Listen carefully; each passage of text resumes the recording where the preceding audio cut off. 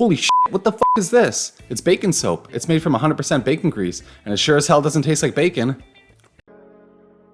Don't bite the soap. It got stuck in the wire behind my teeth. It was terrible and disgusting. Speaking of which, this soap's made from 100% bacon fat, so yeah, you're gonna need a lot of it. If you get desperate, people usually keep it in glass jars under their sinks. Hey, it looks like soap already. Aside from being able to liquefy a corpse, lye mixed with water and then oil makes soap. Wait, can you really liquefy a corpse with lye? You'll need the basics, some bowls, a spatula, a scale, a cutter, and a stick blender. Now, I like using my soap stuff just for soap, because I want my food to taste like food, and I want my soap to taste like food. I'm still using this mold. I know I promised new ones. Comment below on how many more videos until I make them. Winner wins soap, no joke, bacon soap in your mailbox. I did do a slight modification. That soothed my rage for the time being. I chopped the divider down a bit. It makes it way easier to pour, which is super important for this recipe. And I also marked the midpoint on it so I can set up for half batches way easier. If you want to get that bacon look, you'll need a dye. This is just a cheap mica that I bought online. The recipe's basic: 125 grams of water, 67 grams of lye, and 500 grams of bacon grease. First step is to weigh out your water, then weigh out your lye. All right, here's the spiel. Always add lye to water, do it outside if you can, and don't get any on you. Wait a second, I feel like I've seen this clip before.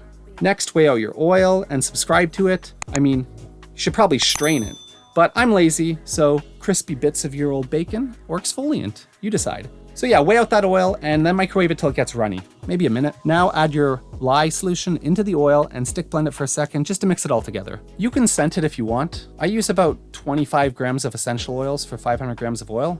Dump it into the oil and stick blend it to a light trace. This is when it's just starting to thicken. So now pour some off, a little bit less than half, into another bowl, because one's gonna be red and one's gonna be natural color. Now here's how I added the color. Usually I just dump it straight in, but I wanted to up my game a bit. So I read about pre-mixing, and theory is that you mix 1 teaspoon of color per tablespoon of oil. Now I usually mix a teaspoon of color per pound of oil, so at half a pound we'll do half a teaspoon of color for half a tablespoon of oil.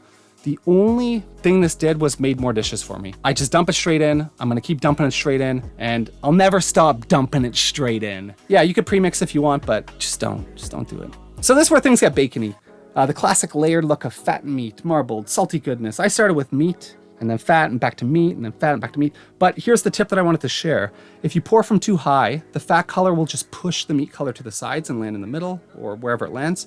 But if you pour on the back of a spatula, it kind of cushions the landing a bit, and it makes it way, way, way easier to layer. I just smooth out the top, and then, let it sit for a day. Unpeel that bad boy. Oh, are you kidding? Look at this. This is is this soap or bacon? What is that? You're taking an eaves trough and cutting your soap with an eaves trough? That's how you got those bacon ripples? This is crazy. Look at this. That's bacon soap. We made bacon soap.